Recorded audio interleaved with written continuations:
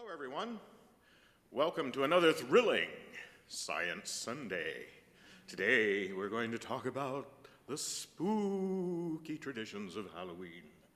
And those of you who like this program and may not know of some of the other programs that are available, I am the president of the Prairie State Humanists, and a lot of our programs focus on science as well as issues around church and state separation and other topics relevant to today's world. We have a meetup page. You can go to meetup.com and look for Prairie State Humanists to find our schedule of events. However, very little of what we do would be possible without the assistance, both practical and enthusiastic support, the emotional support we get, as well as the participation of people associated with the DuPage Unitarian Church. So I want to thank this church for providing the facilities, the AV team who is here to help us every time we do a program, and again, enthusiastic support, and we really appreciate it. We've been doing this for 10 or 12 years now, and many of the videos are up either on the church YouTube channel, which some of you are watching right now, or on the channel for the Prairie State Humanists, which has a lot of the Science Sundays from prior years on it. Check out the meetup page to see what our humanist group is up to. Mike Winter was traveling the world for the past few weeks. I believe he was in Italy, right? And he has come back, and he's very enthusiastic about resuming Science Sunday. He wants to explore some of the continuing progress in evolution, or the theories of evolution, explanations of evolution, evidence of evolution, and the associated science over the next few Science Sundays where he'll be presenting. He thought it would be smart to start off with a specific example of evolution and then spread into some of the specific disciplines of evolutionary science. So in 3 weeks, on November 6th, Mike will discuss the evolution of flight. How do scientists perceive that the skill of flight could be developed? And when was this achieved? What is flight good for? And if it is so good, why would certain species lose their wings? What are differences between evolved flying capabilities and what might be designed by a creator? Very intriguing topic.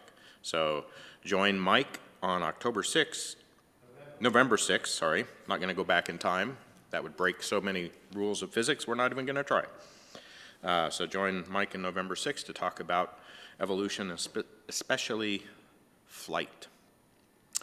Speaking of flight, today we'll have, witches on broomsticks? Absolutely. And bats? Yep. And other kinds of spooky occurrences. So I would like to introduce to you someone near and dear to my heart. In fact, dear enough that I married him. This is my husband, David Clark, who's spoken to us at Science Sundays in the past about various topics, including ants. Is there a scientific name for the ant cultivation or ant keeping? It's everything in the ant kingdom is based on the species name, which is Formicidae. So you're a Formicidian? Formiculture. Formiculture, good. All right, so you've talked to us about that. You've also talked about motor oil. Hope you don't mix that in ants. I guess that could be a little gross. That's tribology. Tribology, formatribology, maybe. Don't mix them up. Today, Dave is going to talk to us about Halloween, some of the origins of some of the mythology and practices. So quite a bit of a history, and then you're going to talk to us about some of the science around it as well. That's right. All right. So without further ado, Dave, welcome to Science Sunday.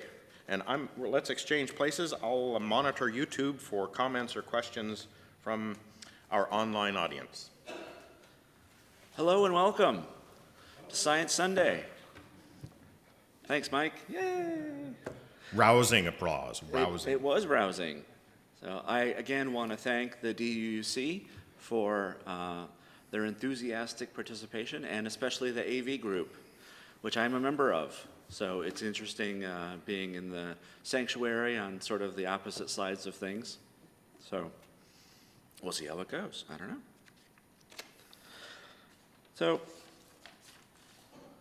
one of the things that always intrigued me personally about Halloween is the traditions and where it came from. How did Halloween start and why?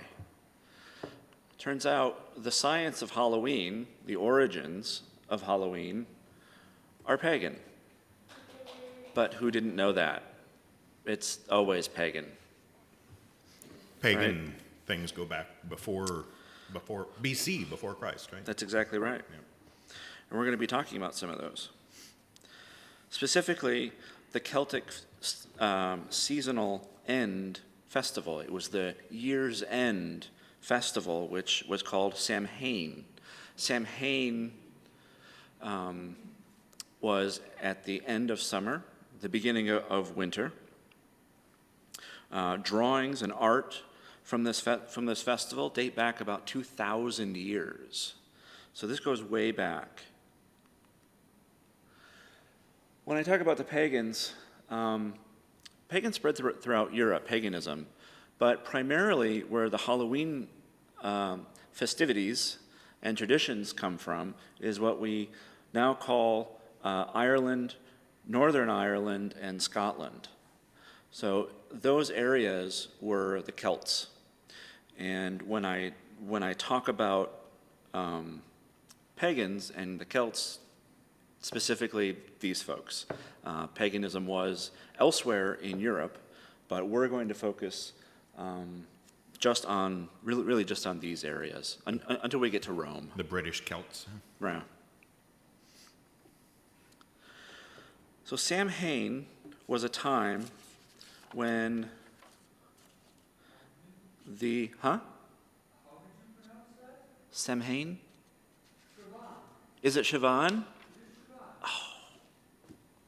Siobhan. Sorry. And I also spelled pagan wrong on the slide.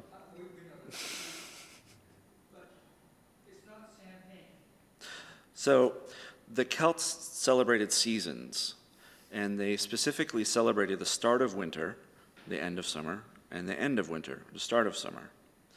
They also celebrated the summer and winter solstice. Irish Republic, Northern Ireland, and Scotland were populated by the Celts, and they had pagan beliefs. I may refer to them a bit interchangeably, just as a warning.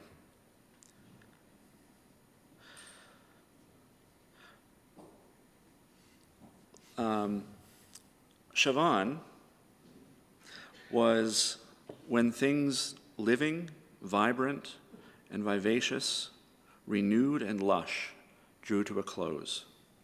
In other words, the world of living, of growth, and of bounty of the summer came to an end.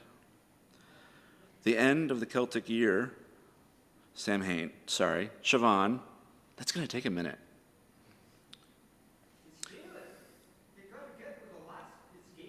The Wikipedia says it's pronounced Samhain, so it's Yeah.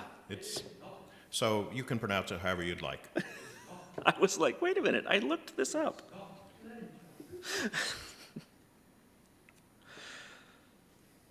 It was traditionally celebrated on November 1st, but the celebration started the evening of October 31st. And because it was a Celtic holiday, which is now Ireland and Scotland, this holiday had a lot to do with drinking. Really? It did, I know. It's so surprising, isn't it? An Irish holiday having to do with drinking.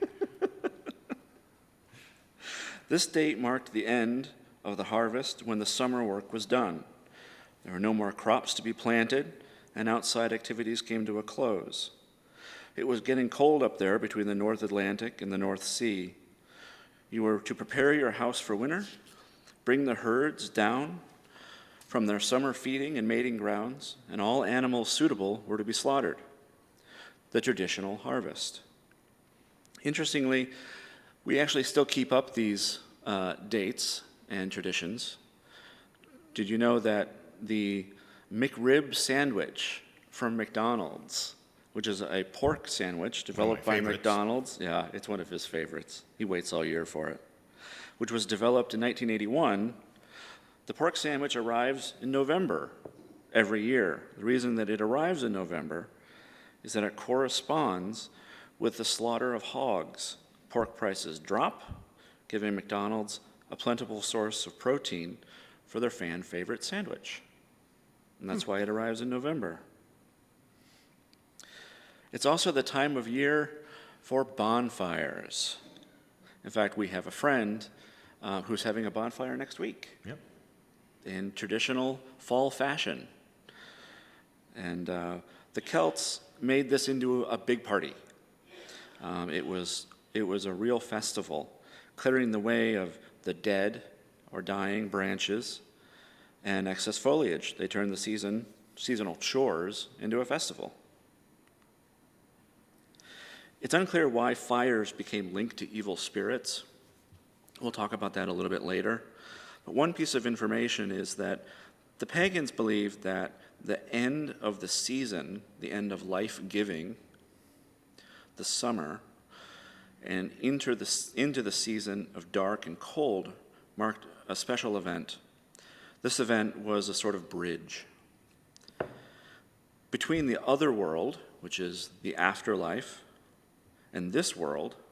The link, sort of the bridge between afterlife and this life, started to meld. Beginning on the evening of October 31st and lasting until November 1st, the spirits of the dead could come to visit. The bonfires were said to keep the evil spirits away.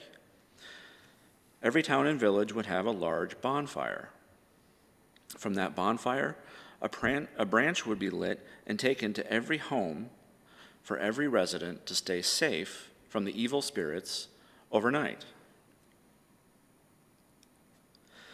Such things, animals that typically came out around that period, were seen as harbingers of evil spirits. These were things like cats, bats. You mean in the evening or just in that were they seasonal animals or evening animals? Typically evening animals, Okay. like cats and bats. And large birds were also seen as bringers or harbingers of the evil spirits.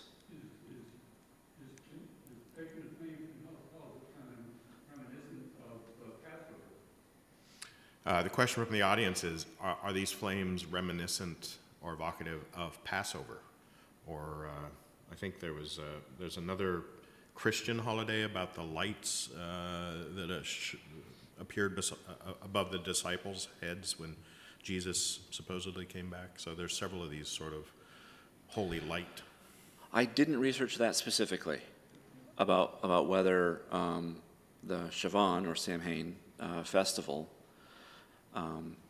has to do with that and the fact that those were bright lights seen in villages. I don't know the answer to that. But the reality is that the pagans talked about specifically large black birds. There are a few animals that are emblematic of this Halloween time. One of them is large black birds and bats. They drew pictures of large black birds with large wings, and they're specifically colored black. These are almost certainly members of the corvin family.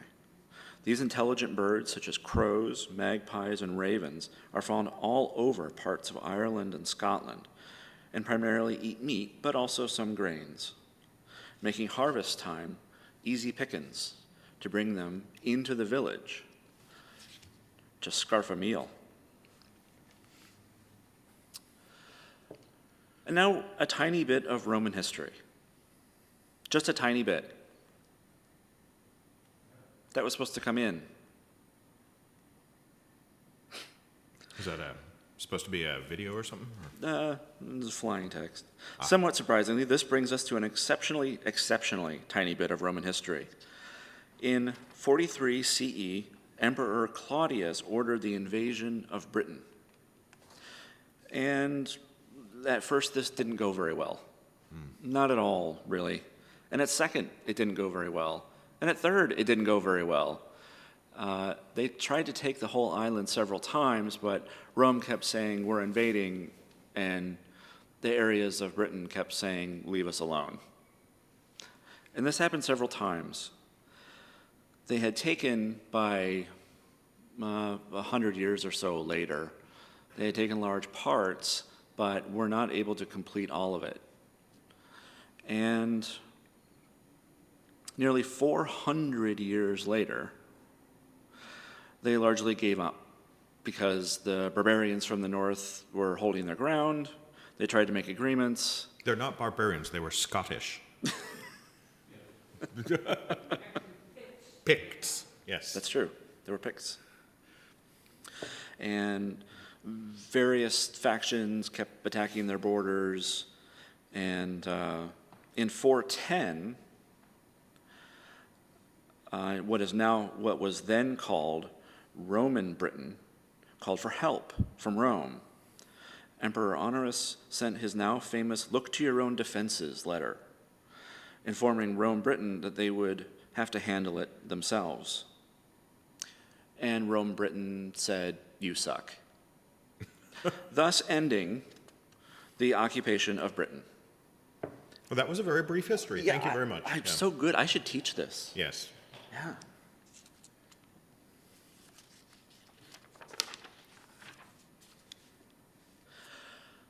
All right, you've gone through all of the brain power onloading. Let's talk about some interesting Halloween traditions, and then we'll get back to this. One of the Celtic traditions, which might appear new, is, again, it was harvest time, and while the squash family doesn't grow super well in very northern latitudes, they do grow. They typically grew things like potatoes and turnips in this area, especially turnips 2,000 years ago. And it's not clear whether they carved pumpkins or other vegetables. It was probably something pumpkin-like. Approximately 2,000 years ago, if at the end of the harvest season you would have some extra vegetables, you could carve the faces of your relatives or people that you know. Carve their faces? That sounds rude. Images of them into vegetables. Remember how I said that on October 31st that evil spirits could walk the earth? They would put faces, scary faces or friendly faces, it's not super clear, around their homes. Is this related to the gargoyles on churches that were really ugly and fearsome and demonic looking to scare away evil spirits? I wonder. That's interesting. That could be. Gargoyles didn't come up specifically, but it's possible. Same kind of theme, though, right? It is the same kind of theme, yeah. So they would put these engraved vegetables around their houses. They would carve representations of their loved ones into them. And that was said to bring about or call forth friendly spirits of their loved ones or relatives and keep away evil spirits from their homes. These are sometimes depicted in art as actual human skulls. From the art of the time, it's not necessarily clear. There's a lot of competing theories, but It's believed that they were actually mostly vegetables that they would carve. They would use the bonfire light to keep their homes safe from evil spirits. Your loved one was carved into a pumpkin or something else, or maybe if you had their skull, actually, I don't know. The loved one would come and protect you and act to ward off evil spirits.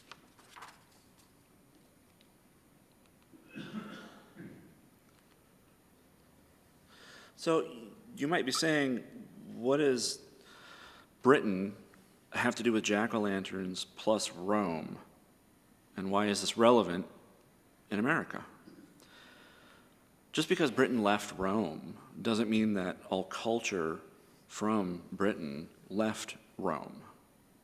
The Roman Emperor Constantine converted to Christianity about 300 CE, right in the middle of when the Romans were in control of Rome, Britain.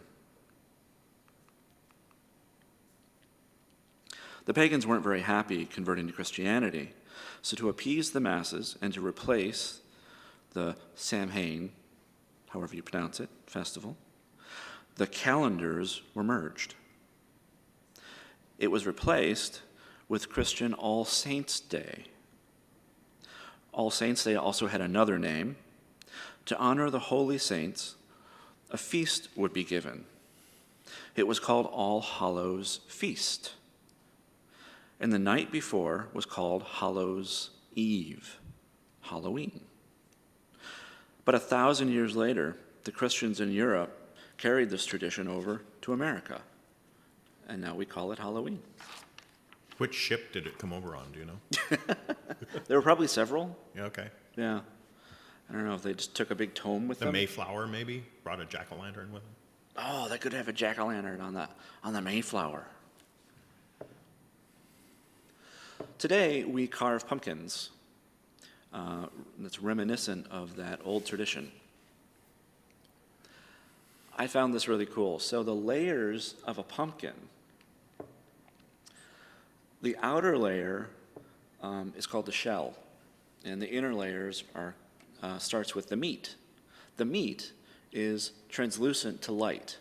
It's only the shell that is opaque. That means that you can just take off the very shell of a pumpkin and make a really cool pumpkin. And Dremel makes little tools for doing just that. And I was going to find some, but sadly they're all sold out at Meijer, apparently. I was not able to get my hands on any. There are Dremel pumpkin carving it's tools. a carving and engraving kit. Wow.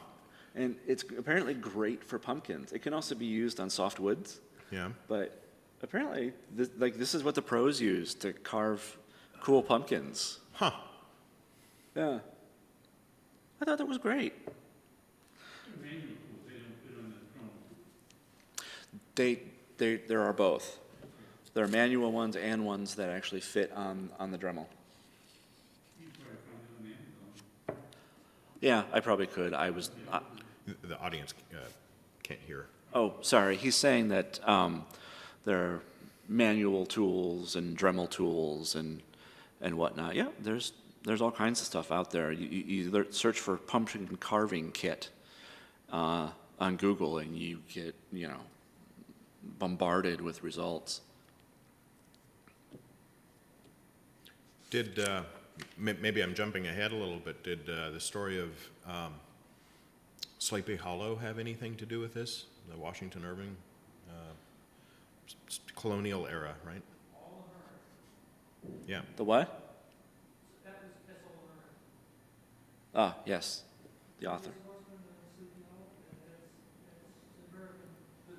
Yes, Yes. American literature. I was just wondering if the Sleepy Hollow story, which goes back to colonial times, has anything to do with based on a Dutch? Was it Dutch? Oh, Sleepy Hollow is Dutch.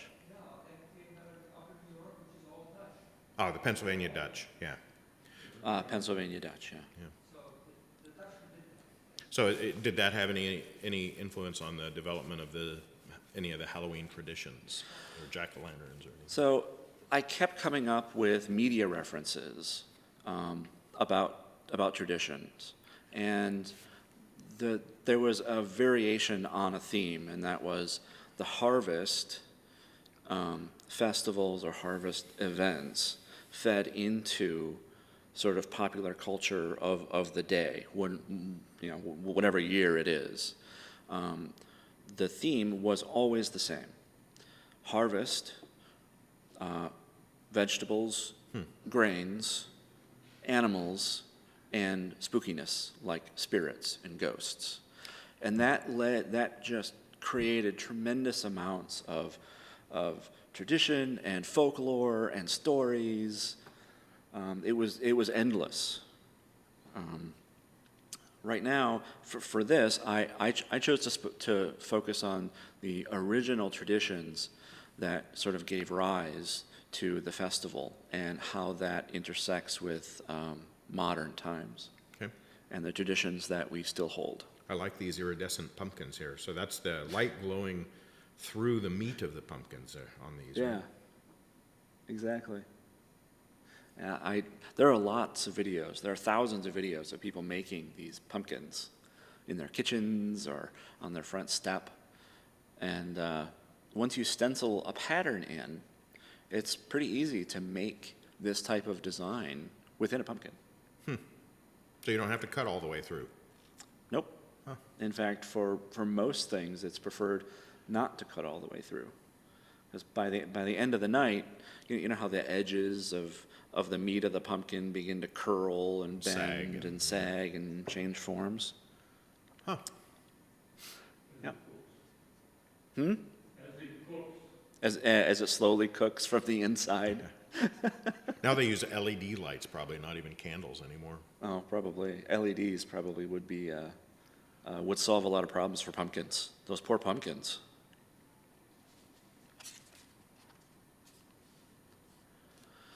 You may be curious, I guess I sort of gave it away. What's the most popular costume for Halloween? Stormtrooper. You're very close. A witch's costume, and it has been for like hundreds of years. People dress up as witches with the classic witch's hat.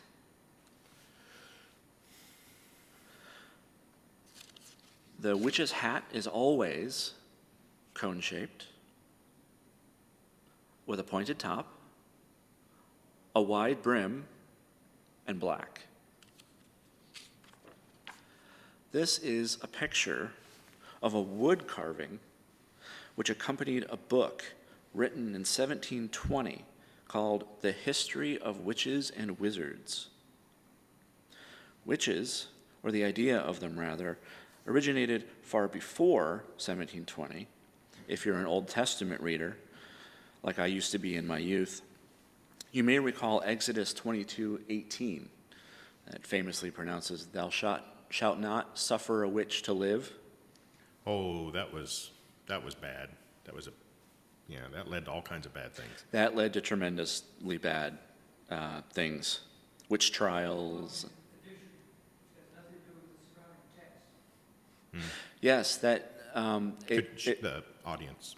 so that was an interesting addition. It doesn't fit with the surrounding text. It kind of just gets plopped in there like someone just made a rule and stenciled it in. So some monk had a vendetta. Against witches? Yeah, and he wrote that into a manuscript that eventually got incorporated into the canon.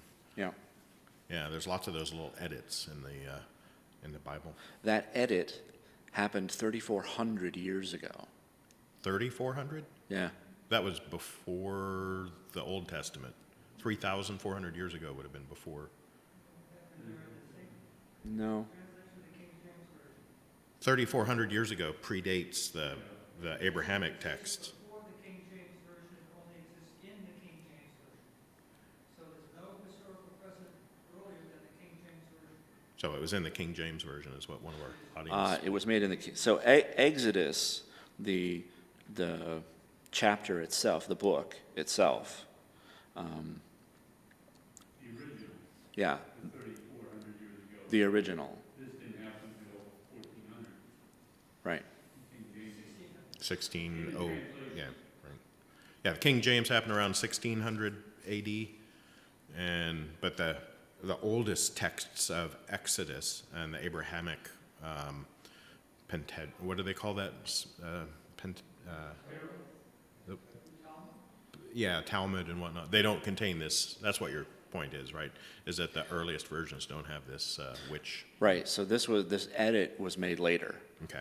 It's not even the sort of euphemisms. There are different languages, things that they would use for people engaging in seances and things.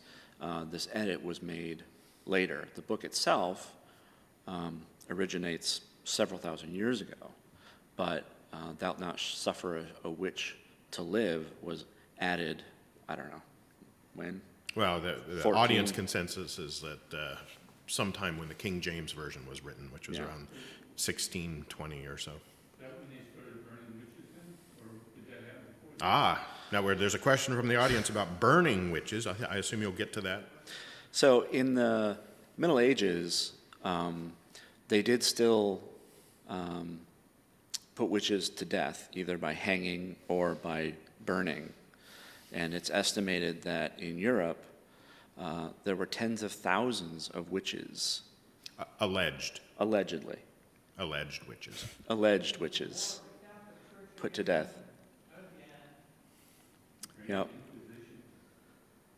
So this was, in order to declare someone a witch, there were different parts of Europe established different rules. However, the most common women who were accused of being witches were single or widowed. And they would say, this woman is cavorting about the town, enjoying herself with men, therefore she must be a witch. You can see why widowed individuals Or single women. or single women might go around the town looking for companionship. Well, they determined that this was of the devil. Because Only yeah. men were allowed Yeah. to cavort. So when a woman did it, Dehumanization of women by religion again, huh? exactly. We can't hear you on the video, so do you want a microphone? So as Joanne is saying, this also had to do with healers. Certain people didn't understand the practices of healing, and they would call it witchcraft. It was also true that in healing, 1,000 years ago or more, animals were used and animals were sacrificed. This came up several times in my research, that whenever an animal would be born that was black, like a black cat, a black rooster, those would be first in line on the chopping block to be sacrificed. They were evil because they were black? Right. Yeah. They were of the devil.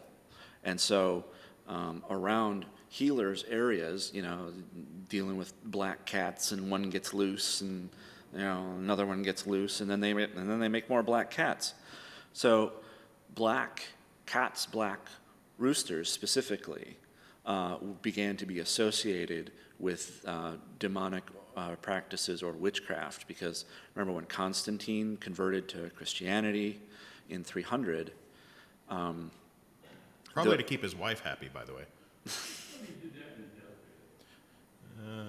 I think no, he didn't die until later.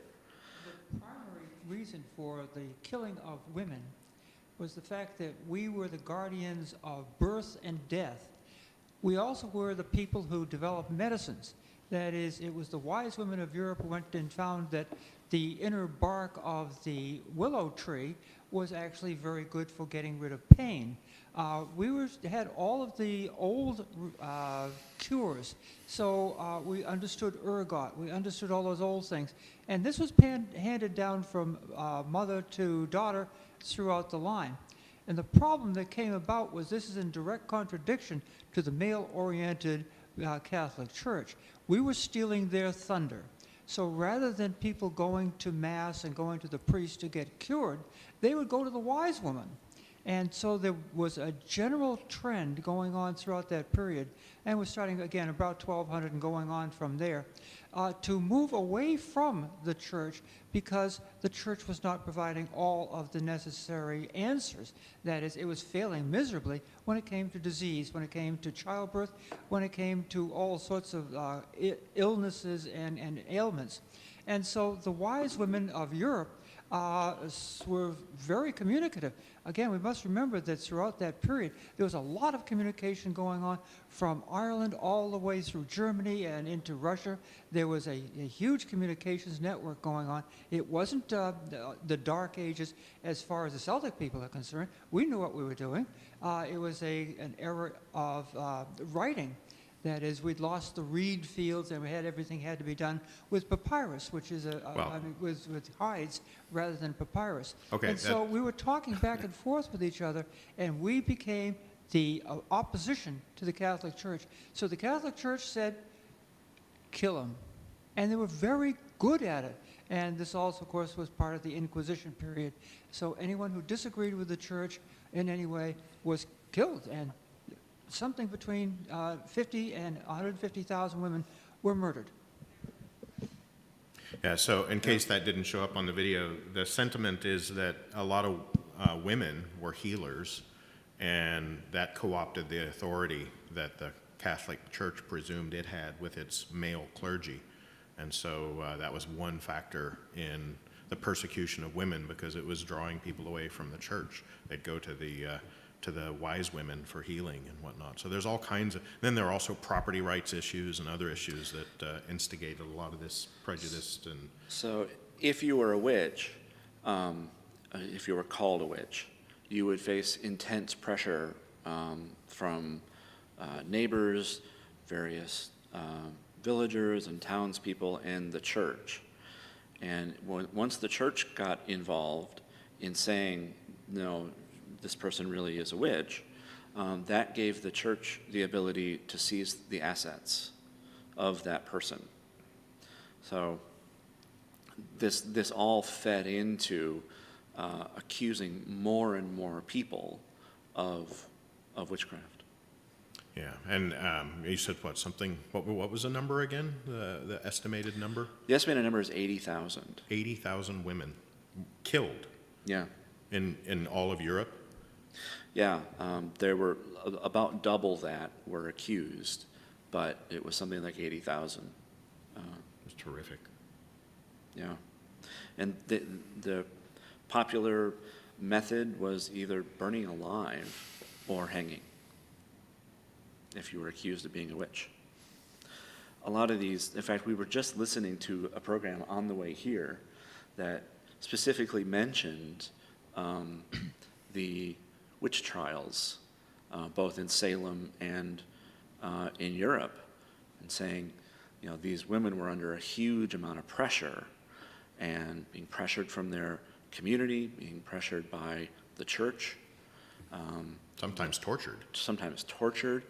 And under those circumstances, it's highly likely that they were just false confessions. I mean, I know that witches don't actually exist, but that they actually weren't engaging in the actions. They weren't even pretending to be occultists or anything. Yeah. Right, and that, in fact, many women who were recently widowed were accused of being witches because they were out and about around the town.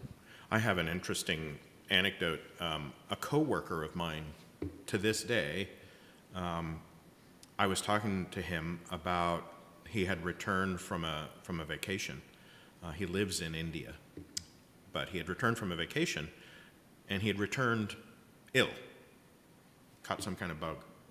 And he was convinced that the reason he was ill was because his neighbor was envious of the fact that he got to have a vacation, and so had cursed him. Mm-hmm. That was his explanation for why he was ill. Not travel on his vacation, not being in a different place with different microbiome. And I tried to convince him that that was perhaps not the best explanation, but he was pretty certain of it. So even to this day, there are a non-trivial number of people who believe in curses and some form of witchcraft. And I don't know if you're going to talk about witches today or not, but it's still something that a lot of people unfortunately believe in. I was actually there for that call when he had the, yeah, they cursed me. Yeah. Yeah, that's what he said. Believed in witches and curses. That's still prevalent in areas of the world today, where people believe in curses and such. Is there any scientific evidence for that to your knowledge? That curses work? Yeah. Uh, I know a former president that maybe we could. Why don't you curse me? And, I'm not going to curse you. and we'll see what happens. No, I'm not going to curse you. You may curse me, Joanne. There was, That's fine. in fact, She waves her hands. a famous India, again, subcontinent of India, a famous Indian skeptic challenged a fellow who had a reputation for being able to cast curses and do magic. He challenged this person to kill him live on stage with a curse. Oh, yeah. And I guess the witch or warlock or whatever tried, but it didn't work for some reason. I don't know, maybe it was the radio waves interfering with his curse or something. But it didn't work. So. Yeah, he was supposed to curse him in like 15 minutes, and he was supposed to die. 2 hours later, they said, look, you can't touch him, you can't manipulate anything on him. Can't throw anything at him. Yeah, can't throw anything at him. There were like 5 or 6 rules, and by the end of 2 hours, he had broken all the rules, and the guy was still sitting there sort of laughing like this was absolutely ridiculous as he moves his head around and did all this, and yeah. Well, I can see if the witches or the women were the keeper of the medicine or the folk medicine, you get the witch's brew then, because they're mixing something up. Yeah, right. If women were the keepers of medicine, and one of the things Joanne mentioned was the willow bark and the association with aspirin and whatnot. If that were true, then women would be literally brewing medicines in their homes. Right, and often it stunk. Mm-hmm. It didn't smell very good, so it attracted the ire of the townspeople. Clearly, it wasn't food. Some kind of demonic brew. Exactly.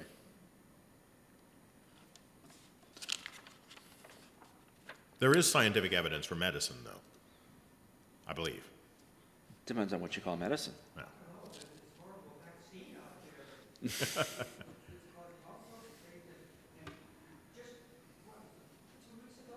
We can't hear you. Joanne, we're on video, so we What can't. was it, 2 weeks ago, everyone was supposed who had taken the COVID virus was supposed to die? And obviously... Oh, 2 weeks ago, that was it? Yeah, well, obviously it's been put off, so maybe on Halloween, Oh, okay. everyone who had the COVID virus will die. The virus or the vaccine? Vaccine, I'm Okay. sorry, yeah. Well, the rapture was also supposed to happen. Yeah, like 3 weeks ago. Yeah, and that didn't really... Yeah. Well, it keeps getting pushed back. Boy, this is like the 2000th time Yeah. that's been pushed back. So, this is the part of Sprockets where we pretend. We're going to pretend to be doing this. What is this? That's an excellent question. This is dry ice, water, and dish soap. Huh. We were going to do some funny, fancy, practical Halloween things with some dry ice. However, apparently there is no dry ice to be found in northern Illinois.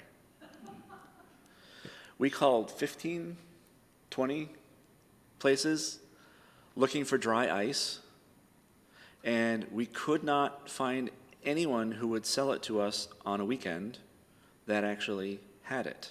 Yeah, the Meyer stores are generally good sources of dry ice.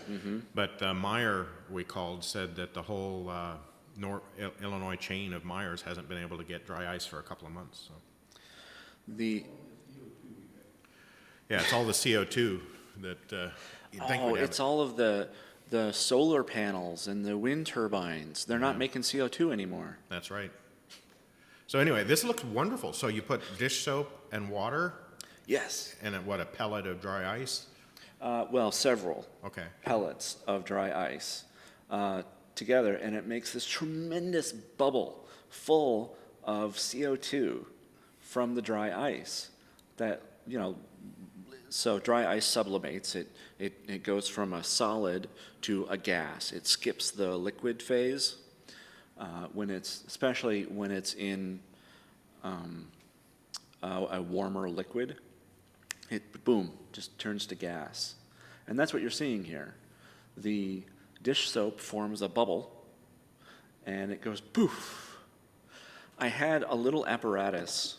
It was a flask with a tube on it, and I was going to put water, dish soap, and some dry ice in it. This little tube made little bubbles. Bloop, bloop. And I was going to walk around and do fun things, but you'll have to blame the dry ice manufacturers for that one. Maybe next year. Oh, there we go. We will try it next year and see what happens. Hopefully they have dry ice in northern Illinois. That'd be awesome to do this in one of those pumpkins that you haven't perforated. Just have a hole in the top of the pumpkin and put dry ice and dish soap in it. And so these pulsing clouds of fog would come out of your jack-o'-lantern. That would be awesome. I was going to do a few things with dry ice. That seems to be like a great Halloween gag. But we looked and looked. Yeah. And Redo it, or once it does that, as long as there's more pellets of dry ice, it'll form another bubble? I know this is looping through, right? yeah, so the bubble machine that I had, that flask and a tube, did just keep making them until it ran out of dry ice, and you pop off the tube, put more in, and then go. With this one, what you can do is you take a paper towel or a washcloth, and you dunk it in the water and soap combo, and then you take it and you swipe it across the top of the bowl, and that's what creates the film that makes the bubble. There's got to be a way to mechanize it. Mike, you make mechanical things. You could make a CO2 bubble machine. That would be pretty awesome. Wow. Yeah, I don't know where the money is in it, but, we actually Halloween stores. get CO2 at the shop at times to use it for certain applications, to cool down some steel to make it fit inside, very tight fit. We make things with an interference fit and then cool down the pin that maybe goes in a hole. So it cools it down enough that you can then put it in the hole, and then when it reaches room temperature, it goes up. So we have access to CO2 to dry ice. I thought about calling you, actually, but I should have. Yeah, getting it on a Friday could have been problematic because it would have to last until Sunday noon. So finding a place that was open and that had it proved quite challenging. Yeah. So what's the association with nighttime and fog and whatnot? Is it just because these are inherently scary things? Being in the fog, having limitations to your senses and whatnot, got associated with scary stuff, I guess. So the idea of frights and scares comes from the idea of evil spirits sort of doing mischief in the night. And you might think that jumping out at someone and saying boo during Halloween is at least somewhat modern thing. No, they were scaring the crap out of each other thousands of years ago. Wow. These are all sort of the same traditions, just carried forward. They might morph a little bit, but again, the common theme is darkness, evil spirits, and harvest. And that predates Christianity, right? You're saying it was the barbarian peoples had these traditions? It was the Celts Yeah. that specifically had the traditions that we associate today with Halloween. I can see the fog moves.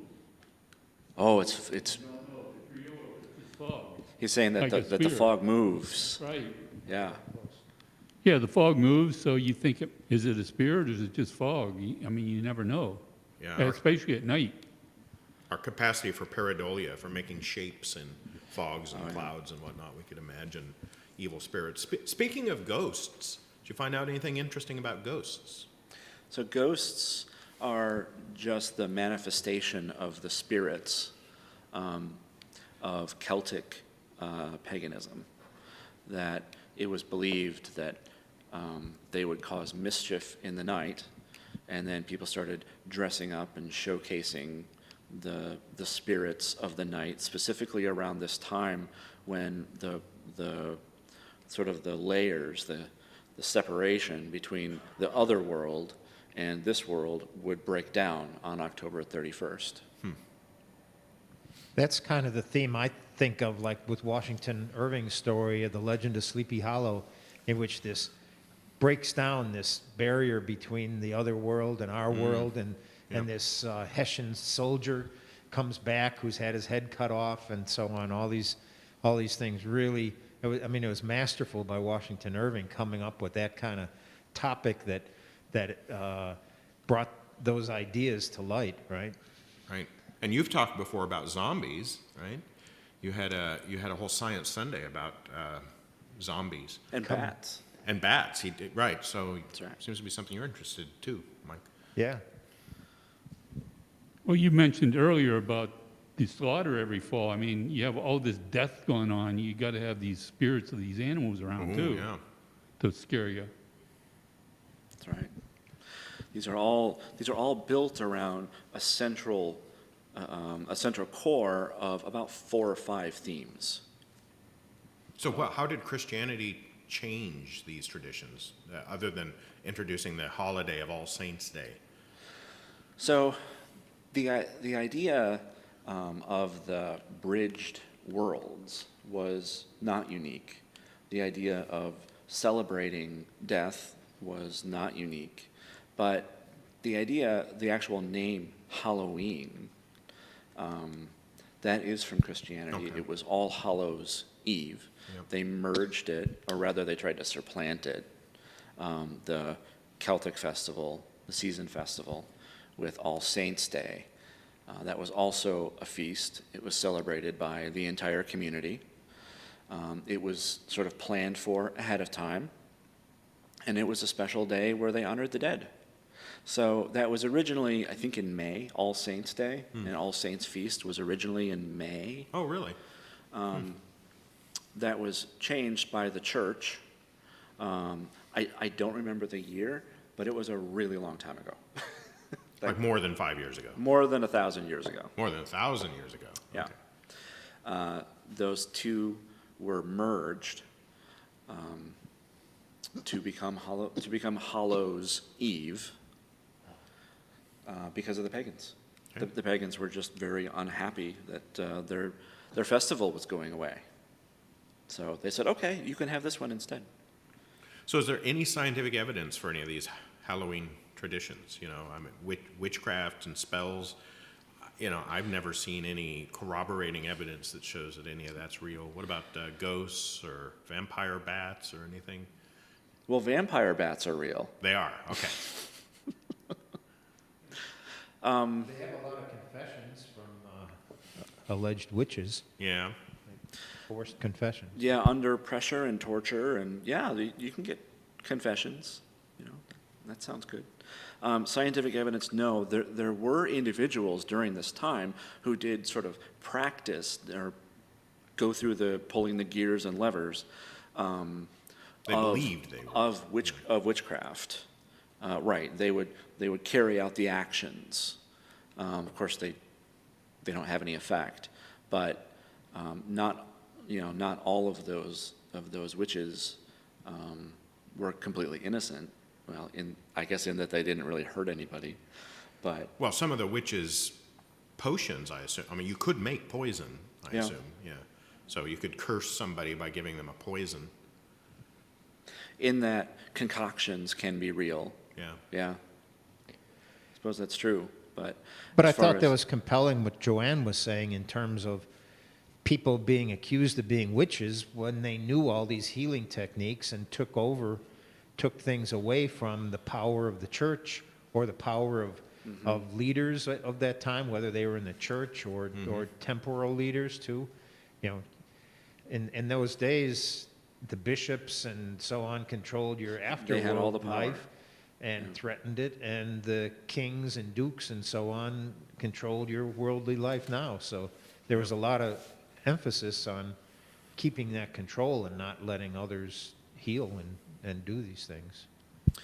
I think that had a lot to do with the idea that there were more witches than there was keeping control of a population, specifically women. There are many books written about specifically the Salem witch trials. It didn't last very long. I haven't read these books, but I know they exist. And it wasn't very long-lived. Did anyone know how long? It was like just a few months, wasn't it, this hysteria? So the actual entire start, I think the entire hysteria was like 2 years. 2 But the years. murders were only like one. Okay. And you forgot one common way of murdering people is compression, where you lie the person down and put a rock on, big rock, and you just keep adding rocks until they die. Well, it's basically a suffocation. another way of killing people was to to bind rocks to their feet and throw them in the water. Yeah. That was the Monty Python skit, right? Yeah, there's some reality to that. If you were a witch, then evil powers would come and save you. If you didn't get saved, you weren't a witch. Exactly. But it was okay. You went to heaven anyway. Right. Sicily, we're saying, is that the, Sicily? yeah. Yeah. There were various sort of machinations of that. So there are still people, I talked about my friend in India, but there are still women who are murdered to this day because they're accused of witchcraft. It typically doesn't happen in the United States, but in certain African cultures, Islamic cultures, in India and Pakistan, there are still women accused of witchcraft and found guilty. And it's horrifying. Science could well have discovered that there was something to it, right? You could easily do a scientific experiment to see if somebody verbally cursed you or drew something over your doorway or whatever, that it would lead to negative consequences Accusations or harm. yeah. So it's an easy experiment to do, and it's never been borne out by any evidence. And yet, so many people are ignorant of the science and instead harbor these superstitions that are quite malicious. And they hurt people. Yeah. The Catholic Church still assumes that an exorcism may be needed at certain times. and Right? Yeah. Terrible spirits can inhabit a living person. Right. Sure, absolutely. Exorcisms are still, you can still pay for one, I assume. Maybe you can group on it. Groupon for an exorcism, yeah. All right. What do you think about modern Halloween traditions? It's really become a decorating holiday. I see more Halloween decorations than I see Christmas decorations these Yeah. days. And candy. Yeah, where did the trick or treat come from? That's on this slide. Okay. Trick-or-treating and costumes, right? Always fun. Great fun for kids. That bubble trick, by the way, amazes kids. The little poof, the CO2 bubble. Yeah, we saw it like 400 times. Yeah, well, it's fantastic for kids. So, do you think trick-or-treating is modern? It's on the slide that says modern. I don't know. Let's say modern is the last 500 years. 500 years? Okay. Oh, Dickens writes about it. Excellent. I would imagine you'd put treats out to appease the spirits, right? You'd put treats. Oh, That's a good idea, but no, the spirits were non-corporeal. They couldn't eat or drink. protection from the Protection kids. from the kids running around. All of their parents are drunk at the festival, so And the the kids are in ran costume, around. so you can't identify them. That's right. So here, give Going them- in a masquerade, so you can't be identified. No, that is a cool idea, though. Remember how Sam Hain or We pronounce either Siobhan or Shaban. Siobhan or Shaban? And anyone who wrote that stuff in Wikipedia obviously is a Sassenach. Yep. Jokes, Halloween jokes, and vocabulary jokes from the audience. So, remember how I said that this was a time that the dead and spirits could walk the earth for a day or so? Allegedly. Allegedly. And these traditions sort of became commonplace in Christian areas around Rome.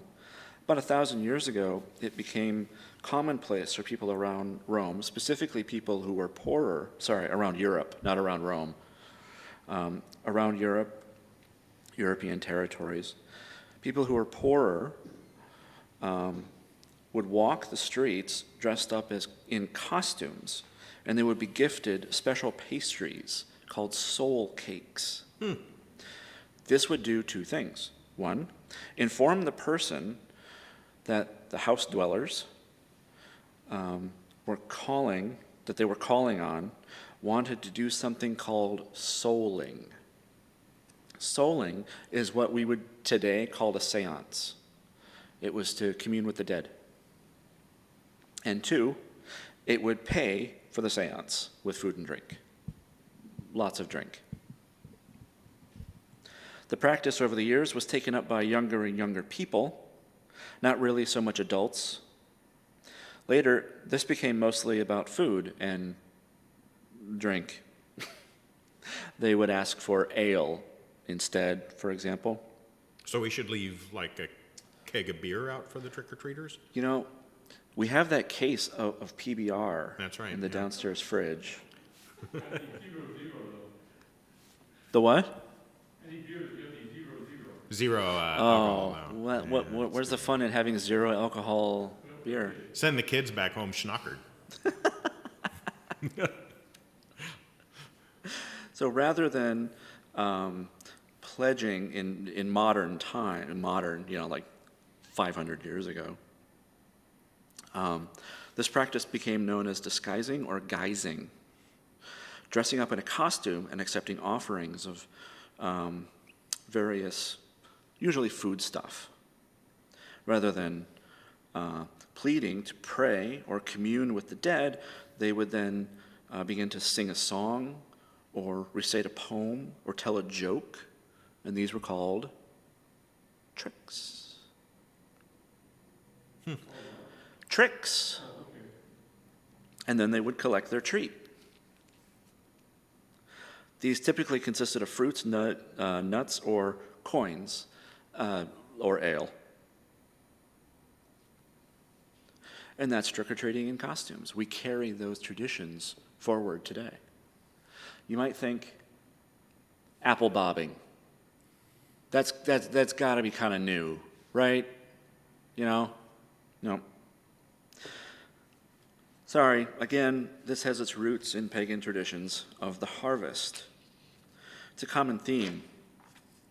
It started out as two potential lovers or people from the town getting together, and they would perform a little contest of apple bobbing. And it was said that this particular ritual could tell the future. You could say, oh, these people are going to end up together, they're destined to be together, or they're not, because of how they did their apple bobbing. Makes perfect sense. Exactly. Yeah. Yep. We talked a little bit about sort of scary things. No, people were still scaring the crap out of each other 1,000 years ago. It never gets old. Yeah, they were called frights. What about the colors? Harvest colors, right? Black and orange colors. Yeah. It's the color of leaves and whatnot. Fall colors. So they are traditional fall colors, and we are talking about the areas of Ireland and Scotland. So they would certainly have fall colors. The black helped to symbolize the death of summer And everything else, apparently. and everything else. And the traditional autumn colors, there's evidence of this going back more than 1,000 years. What about bats? The idea of associating bats with Halloween.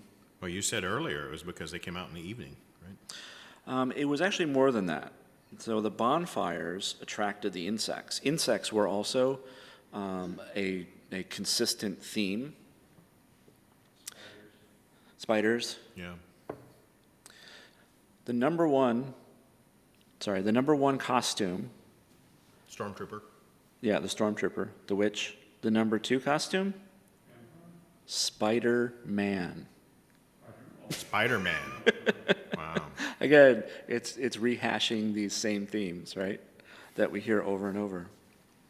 The bonfires attracted insects, which attracted bats. Bats became a creature seen at harvest festivals, and because they were seen there on October 31st, when all these bonfires were happening, they were seen as harbingers of the other world.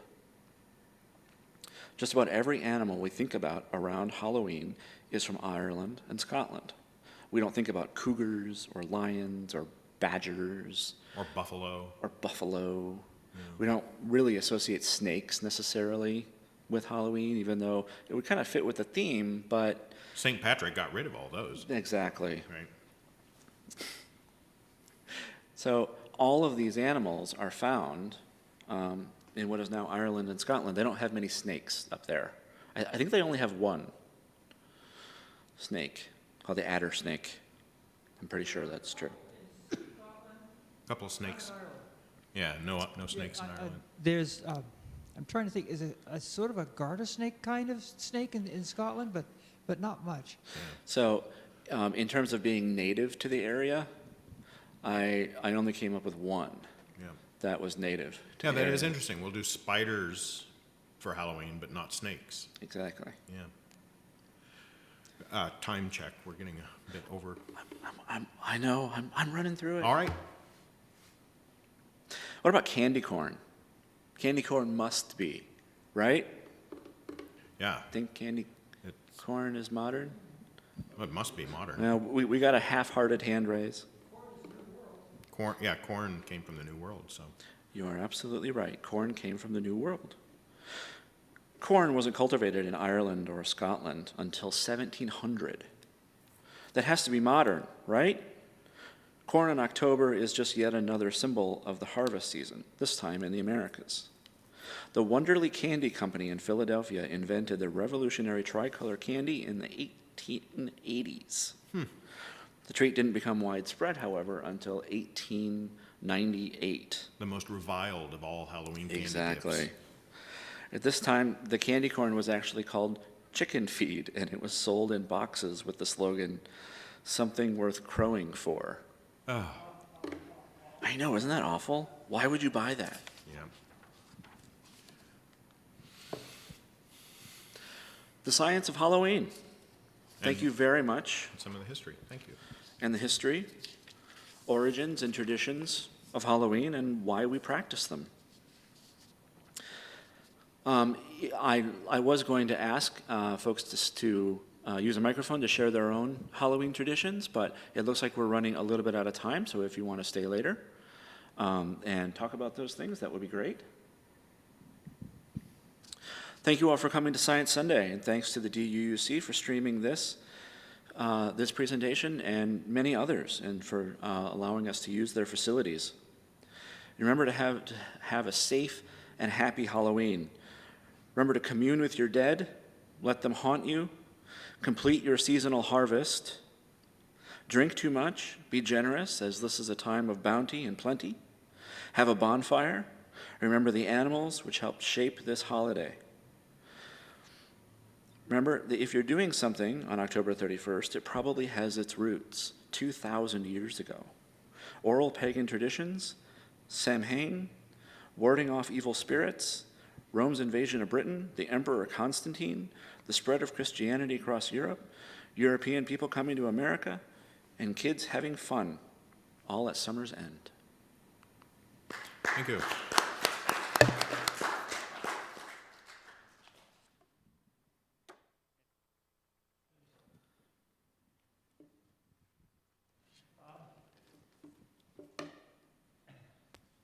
How do you spell the word that is controversial? Samhain. There's an E in there. Yeah, they're just suggestions. And we make fun of people who pronounce it Samhain. Immediately, all of us just laugh and giggle and roll on the floor. Maybe it's like the British pronunciation of words compared to the American pronunciation of words. No, it's not English or American. It's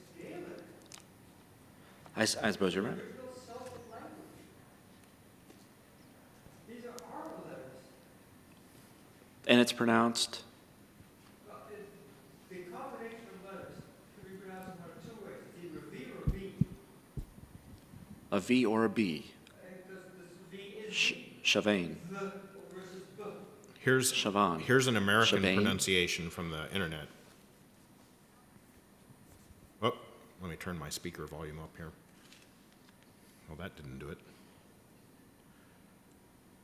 Samhain pronunciation. So the pronunciation says Samhain. Darwin is also possible, yes. That's Yeah. the Irish enunciation rather than Samhain. Samhain and. Samhain. Samhain. That's more the Irish. Yeah. That's the Irish one. We're more into the V and V sounds. So I did watch a couple of videos on this, including one from the History Channel, and all of them pronounced it Samhain.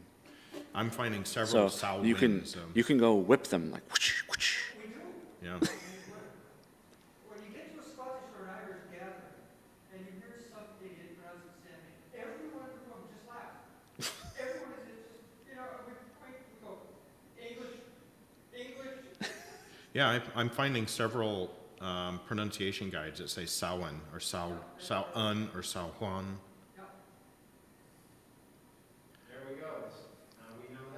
Yeah, now we know. The more you know. Yeah, you get tough to pronounce it. Remember, the English worked extremely hard to eliminate our language. Uh, They were brutal about it. they even pronounced the holidays wrong. So, Gaelic died out in Ireland. Gaelic. Yeah, it's only in Wales now that some kind of Gaelic is spoken. In Ireland, and it was reintroduced from the islands. So what is modern day Irish was, as much as possible, they go back into history, but the base of the language is actually from the Hebrides. Like the Hebrides and, yeah, Which is okay. different from mainland Scotland, and northern Scotland is different from southern Scotland. Right. Totally different from Sassenach Scotland, and so you have all these different variations of the same language. Yeah, and Gaelic, The English worked very hard. Welsh. Welsh is also a Gaelic language, right? Yeah, and so now when you go to Scotland or you actually have to learn the language and you learn the different enunciations of it. And so One of the things I was going to ask Dave about was the 21 grams myth. Have you all heard of that? There's this experiment that was done back in the early 1900s where a physician weighed a human body at the moment of death, and then he made New York Times headlines and whatnot by pronouncing that the weight of a human soul was 21 grams. Yeah, and that's been, as you might imagine, thoroughly debunked. He tried. it wasn't like he had a malicious intent, but his setup was questionable and his sample size was tiny and whatnot. What, right?